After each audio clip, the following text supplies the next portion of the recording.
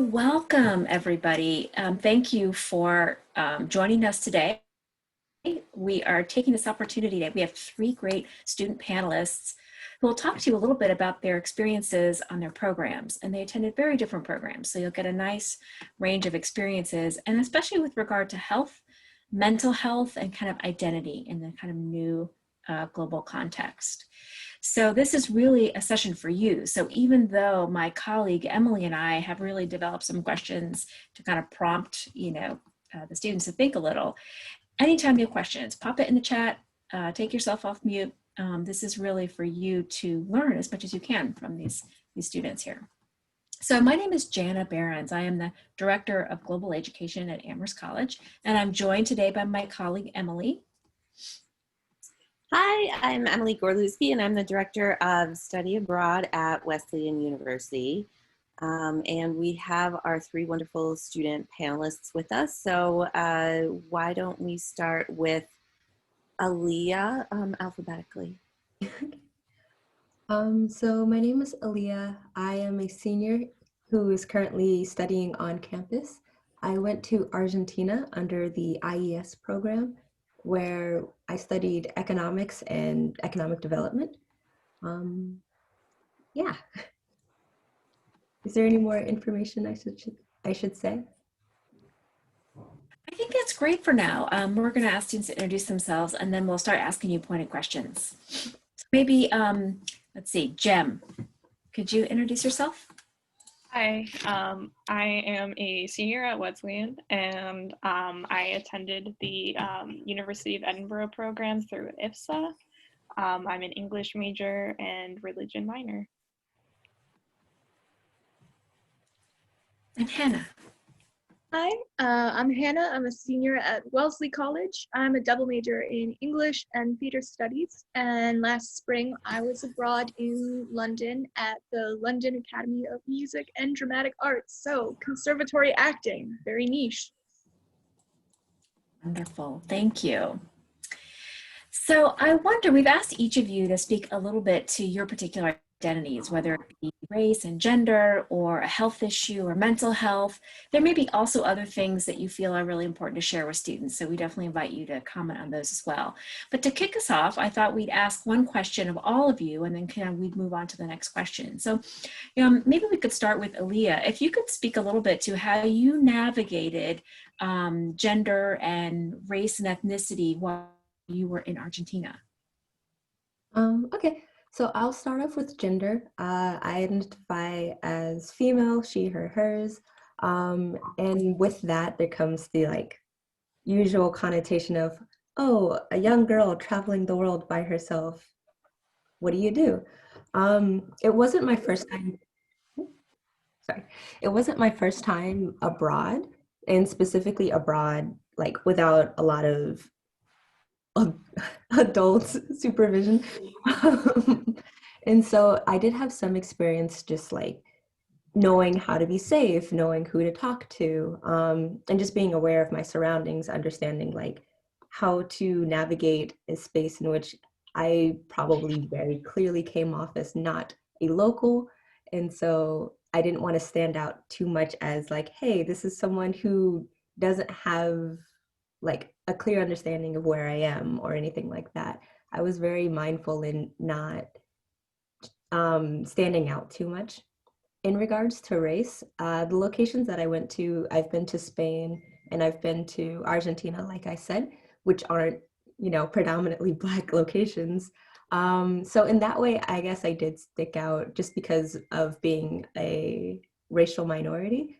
Not to say that there aren't Black people in these locations. I did see them, I did speak with people, but just obviously it's still a racial minority. And so it just once again went back to not being too much of a clear outlier, just kind of going through the streets as though, yes, I am from this country and I know what I'm doing and I know directions. Great, thank you. Jem, I wonder if you might talk a little bit about how you navigated your health while you were away. Yeah, so I have type 1 diabetes, and I had also kind of never really been abroad per se. Like I had been to Canada, but that's kind of a different experience than like going to Europe. And so I was just like very nervous because diabetes has like a lot of medical supplies that you have to just carry around. Especially taking that through airport security was like incredibly stressful. Just like in concept of like when I went to Scotland for the first time, I ended up taking my carry-on suitcase, like a little suitcase that was like stacked to the brim full of medical supplies. And then I also had a cooler of insulin with like ice packs. And then I also had like, I wear an insulin pump, which can't go through airport security machines. But then I also, through the company, I was able to get like a extra pump to take with me in case something happened. But that also couldn't go through the airport security machines. And it comes in like a little box and you have to like ask them not to like touch it or anything. So I was like very stressful just in concept of taking all of that through airport security. But it wasn't that difficult initially, like for me. I think also like when I took like trips to other countries, that was something that like stressed me out a little bit, like taking all my medical supplies through, especially places that didn't speak English. I never really ran into any problems with that. But I think for me, like managing my health was really just being organized, like from the beginning. Was like planning about how I'm going to take all my medical supplies and like have enough to like pretty much last me like the whole time that I was there. And so that's something that like you like for insulin needs to be refrigerated. So you have to like make sure that you have a refrigerator that like will be able to like stock everything. And then it's also like you're in a country that you're not like familiar with like medically. So it's like, I mean, the UK, Scotland is not that different from like America. Like they had a lot of the same kind of medical supplies for me. I luckily didn't have any medical problems like when I was abroad. But I was also like felt pretty comfortable like that I'd be able to get my medication abroad, especially because obviously insulin is very expensive out of pocket in America, but in Europe and other countries, like that's not necessarily the case. So like kind of knowing that is like kind of powerful. Yeah. Thank you. Hannah, could you speak a little about your health and mental health while you were away? Yeah. So similarly to Jem, I think I'd never really lived abroad on my own before. And so it was kind of a daunting situation to be walking into, also knowing that I was going to have to deal with managing my anxiety and depression essentially on my own, where in a foreign country where I knew nobody else outside of the people from my school. So I kind of had to deal with like, how am I going to get my prescriptions? How am I going to have enough medication to last me through my semester? Or am I going to deal with getting my prescriptions from a doctor in the UK? Who am I going to go to if I start feeling very down and unable to manage things by myself? Yeah, and then it was a lot to manage, especially considering that I didn't know a whole lot about the UK healthcare system, and dealing with, you know, your garden variety feelings of isolation and homesickness while you're abroad was kind of magnified by the mental health issues. So it was definitely something that I needed to be prepared for, and that it required deliberate effort to manage. So I'm just impressed by all of your sort of, pre-planning and your realization that these were things that you were going to need to deal with when you're abroad, because we don't always see that in every student. So that's really great. You guys are setting a great example for other students and prospective students who are planning to go abroad. So I'm going to just change up the order a little bit here. So Hannah, can you tell us about your mental health? Did that impact your experience among your cohort of other students on the program? And if so, how did that impact the experience? Yeah, no. You know, we're a bunch of actors, so I think we tend to have, I don't want to say that arts people are generally a little crazier than other people, but it's definitely a trend that you might notice. So everybody in my program was nothing but supportive. And like, if I was having a hard time with stuff outside of school, or I needed to like go on a walk with someone or do something to get my mind off of whatever was bothering me, I was always able to find someone to go and hang out with. And my school actually was very supportive as well. They didn't have like a proper like school psychiatrist or anything, because that's not really something they do in the UK, I think. But they, at the outset of the program, they said, these are the resources for you if you're having issues, if you need to talk to someone, here's the person in the office that you can come and talk to, please take care of yourselves. So I felt very supported by my abroad program. That's awesome. And Jem, same question. Did your health impact your experience with the other students? I would not really say so. Like, I personally just have like a lot of experience kind of like advocating for myself and like being aware of like what steps I need to do in order to like make sure that my health is in check.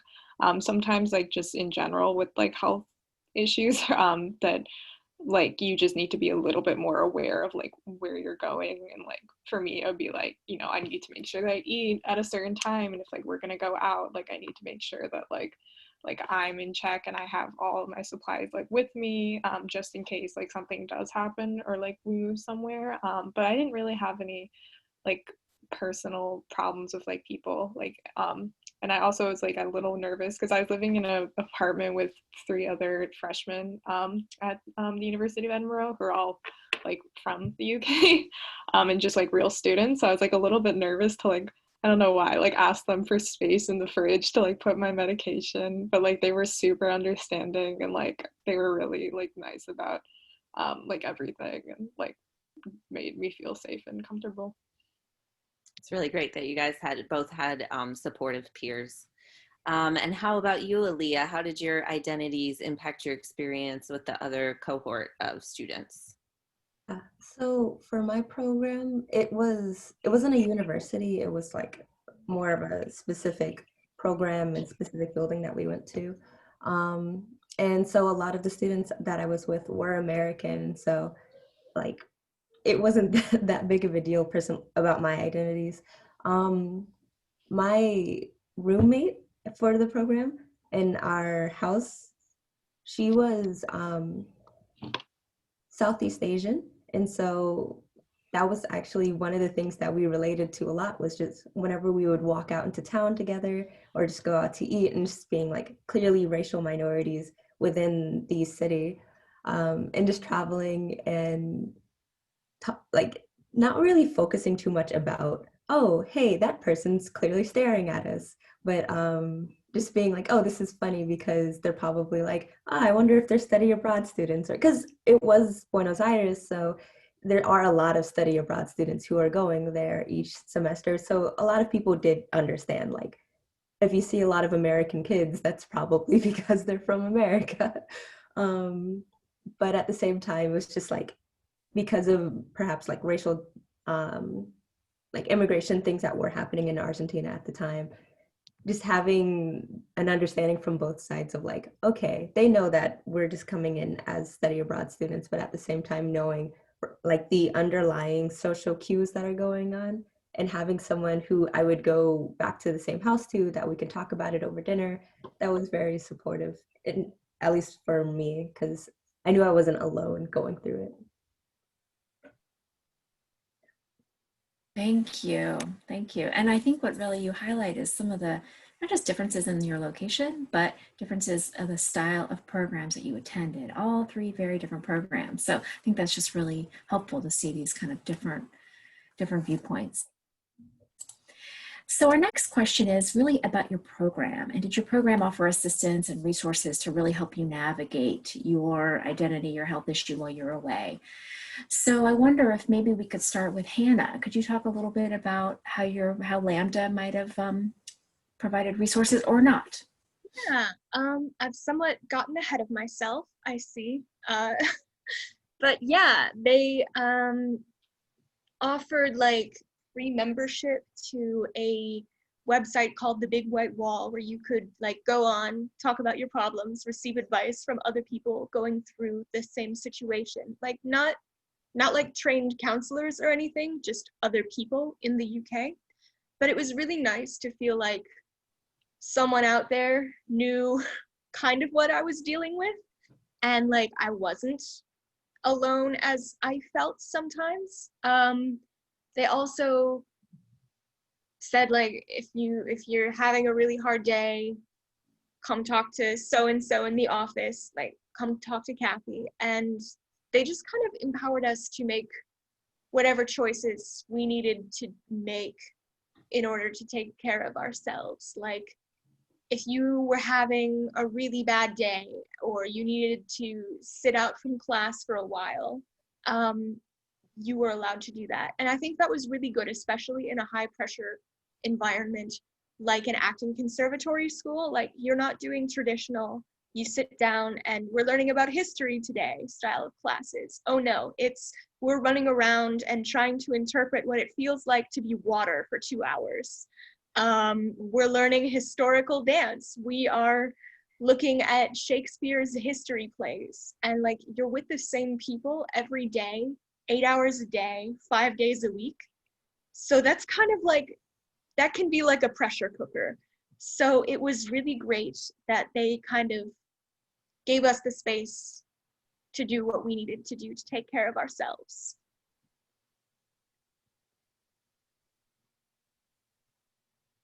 And Ahliaa, might you be able to talk about how maybe the program IES helped you navigate or offered resources, or maybe didn't, and maybe how you found resources elsewhere?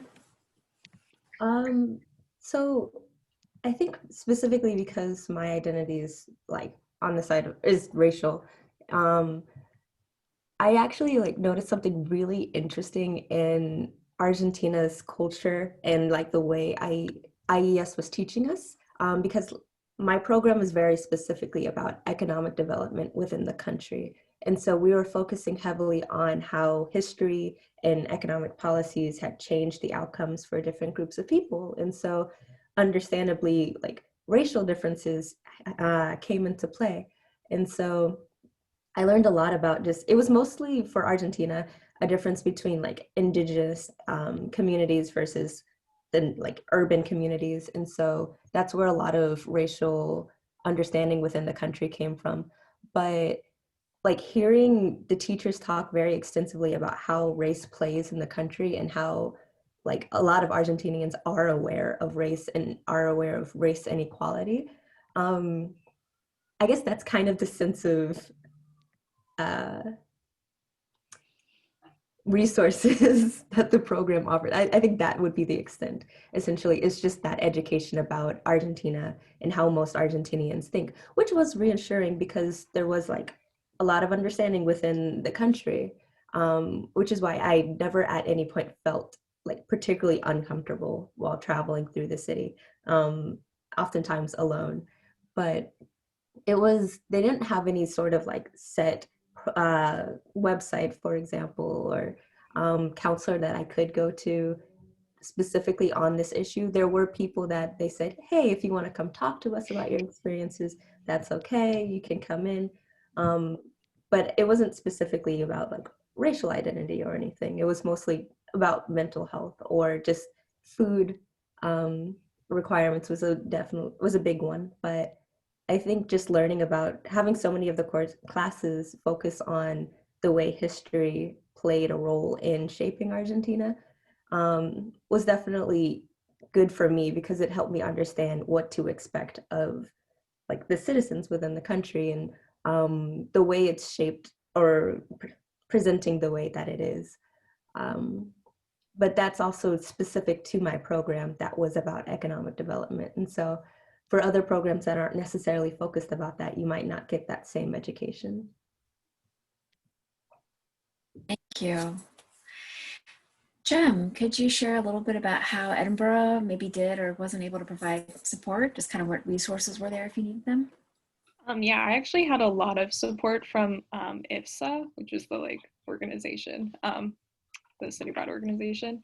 The second that I got accepted to my program and you fill out the initial paperwork, I got an email back that afternoon with their specific, they had specific diabetes resources, which was super nice. And I think they actually have that for a lot of kind of common chronic illnesses. So they had sent me that and were immediately in contact with me about if I was in housing but didn't have a refrigerator, which was not the case, but that they were we will work with you if to get a mini fridge for you if that's something that you need. And then I also had a pre-phone call with IFSA before I went abroad, which I think is pretty much optional, but at that point they also sort of were let's plan out some of your kind of health stuff. And once I arrived, we did the orientation where they give you a lot of kind of the information. They encouraged us to register with a general practitioner in the UK, which I ended up not doing just because I didn't really have a problem. But IFSA was super good, and they sent me a personal email a few weeks in, checking in about kind of how my health was doing.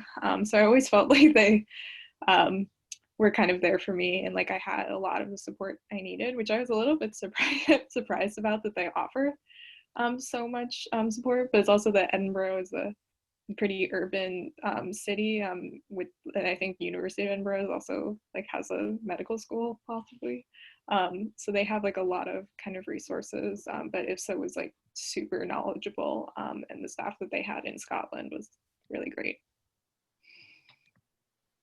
Thank you. Really great to hear that that there was that support for you, Jem. So now we would like to ask what advice you might have for other prospective study abroad students who might be watching this now or watching later, on your specific identity or issue, or anything else that you might want to tell prospective study abroad students. So let me actually start with Jem this time. Yeah, so I think that just for health considerations, a lot of pre-planning is pretty good. I also talked to my doctor back home beforehand, and I also talked to a lot of people, but the health center at my university, they also contact you when you want to go abroad to make sure that you have all the prescriptions you need, which is super nice. But my advice is really to just kind of plan ahead and know what is available in the country that you're going to. For me, I knew that there were pharmacies that were basically CVS equivalents in the UK that had specific diabetes supplies, but there's also just in the UK there are different sorts of diabetes technology that's more standard than in the United States, just because of the FDA and stuff. So knowing that is also kind of important. And also I would recommend that knowing what kind of over-the-counter medication, if that's possible, because it is different. And when I had a cold, they had their cold medicine was just very different from what I was used to. And it's also called different things, acetaminophen, which is really common in Tylenol, and I feel a lot of people have heard of it. It's called something different in the UK, and so just know what you're taking, know that there are some different conversions, and just be on top of your stuff. That's a really good point about the over-the-counter, because I actually have had that happen, lots and lots. You can only get acetaminophen and you can't get ibuprofen sometimes, and then it's but I have a headache and I need so really good point for everybody to be prepared. Really good. Ahliaa, what advice would you have for future study abroad students? So I would say that don't be afraid to try like locations that you would be a racial minority in. It can seem like very daunting because personally I've heard a lot of stories that it's like, oh, you can't travel to this location or that location. You don't know how it's going to go. And I think from just like all of my experiences, it's not, as long as you don't let like little things tear you down. And that's coming from someone who really didn't experience that much happening to me. And so I just feel like I would be worse off limiting myself and saying like I can only go to these specific locations because I think that's okay. I wouldn't have had as many great experiences that I had. While I was in South America and while I was in Europe, I did take the chance to try out, to travel to other countries, just for like a day or two. But it was fun because I didn't think, oh, I shouldn't go there. I don't know how it's going to like come off. Um, and I just like trusted in myself to keep myself safe and explore because no matter where I go, it's going to be some level of like, you're obviously a foreigner. And I enjoyed myself. I think that there's obviously going to be regions that are more homogenous, and so you'll stick out more in some locations. And then there's going to be countries where immigration is a very big thing, and so you won't stick out. But either way, you will find a lot of enjoyable experiences when you do try it out and travel. That's a really good point and really good advice, because definitely we have had some students who have had more negative incidents, but then it would be so limiting if everybody, just listened to that one story of that one student, because it's going to be different for everybody. And we want definitely everybody to have the same kinds of opportunities. So thank you so much for that. And Hannah, Can I add something on that? I just want to say one thing is that I've heard students who have gone to what they believe to be really progressive and liberal cities where they may not experience any ism. And yet they've had those experiences because, boy, there are all types in all places. And so I've talked to a few students who've been surprised who maybe were studying abroad in London or in Amsterdam and really kind of expecting to be this very liberal environment, welcoming environment. And yet they've had these incidents that have surprised them. So I think again, I would just want to emphasize too what Emily says, your point is really well taken that, avoiding certain places may also not lead to the totally positive experience all the time that you want. So how do you kind of manage and access resources to kind of help support you throughout? Yes. I just wanted to add one thing that I just thought about, and that's about like, for me, I have had host families that were extremely supportive, to the point where my host family from Spain, my host dad messaged me on Monday, and it's been over a year at this point, and he was just like, how are you doing? What's going on? I miss you, all of these things. And it just made me feel so like loved and appreciated.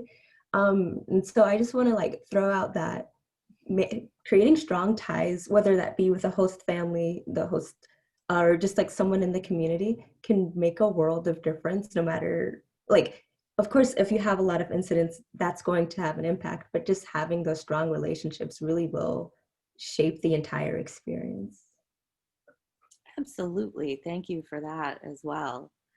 And Hannah, what would your advice be for prospective study abroad students?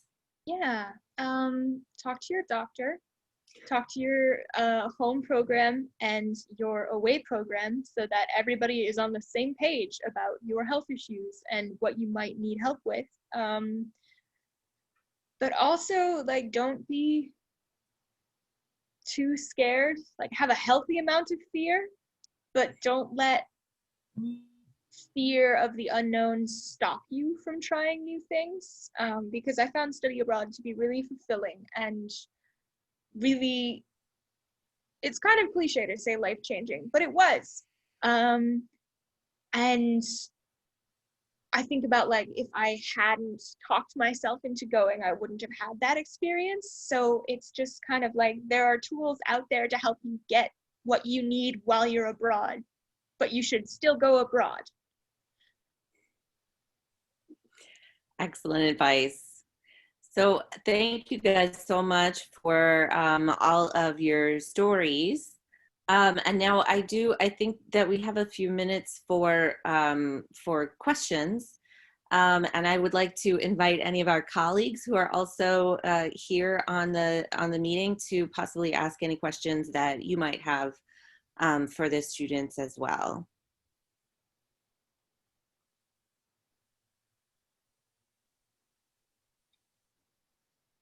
Hi, this is Ruby here. Not sure Hi, Ruby. Hi. If I missed this question, but if you could kind of go back and do it all over again, what would you change about your experience? Was that asked already? That's a No, good we one. don't ask that. That was a good one. Yeah, thank you.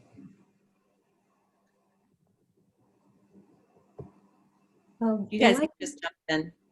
Go ahead. I can go first, and this is a very terrible answer because it's obviously my program got cut short due to the pandemic, and so I would just say that there were some local things that I didn't do because I thought, oh, I'll have time later to do it, and so just doing things not necessarily as quickly as possible, but just not telling yourself, oh, I have this assignment that I have 2 days left. I'm going to focus on that and I'll get back to exploring the city later. I think since study abroad is so often about exploring a new world, learning new things, not necessarily academic, though that is important, but exploring new cultures, I think it's important to have the proper balance that's not necessarily the small liberal arts in America balance where it's schoolwork comes first and then everything else, but actually taking the time to consider exploring the city and trying out new things as a part of a responsibility while you're there. And so I would definitely try more of the local activities before I got sent home.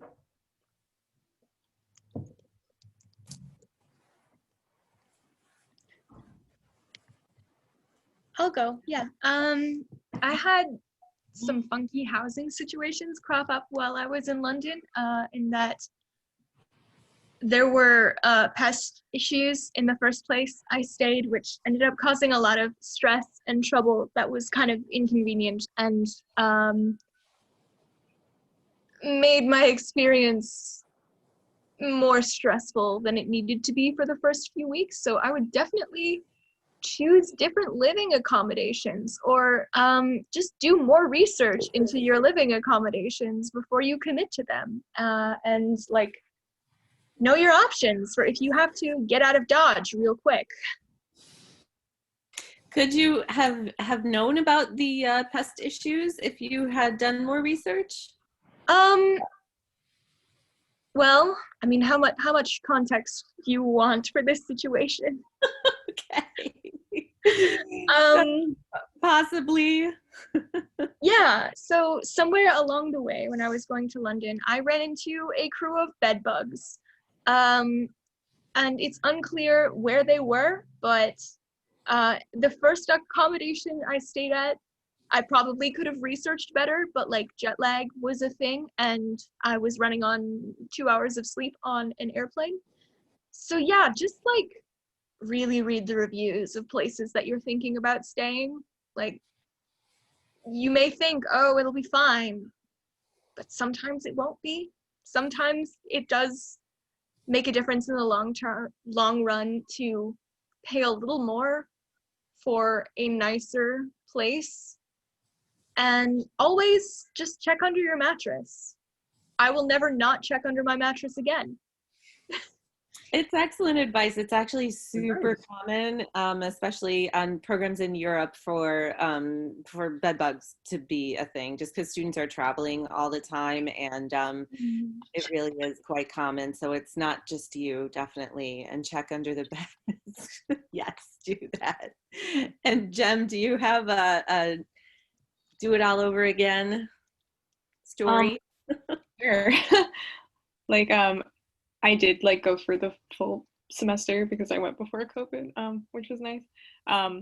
but it took me just like a while to get kind of situated socially, just because like at the beginning, like we had orientation with the other like study abroad students in my program, and I like didn't get enough people's contact information because I was like, oh, like I don't know, like I just was like really frazzled, and then just like the program that I was on, I was living with people who were not study abroad students. I was living with like real students at the university. I was in classes with like real students at the university. And so I like sort of missed that connection a little bit with like other study abroad students.